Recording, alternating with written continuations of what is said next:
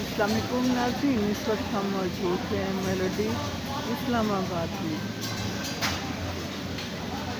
कश्मीरी चाय पीने आए हैं हम लोग, लेकिन आपको मैं जा रही हूँ दिखाऊँ Lahore fry fish and barbecue. And देखिएगा, बड़े ज़बरदस्त मसाले नज़र आएंगे। पहले अपने अपने टेबल पे रखते हैं सब।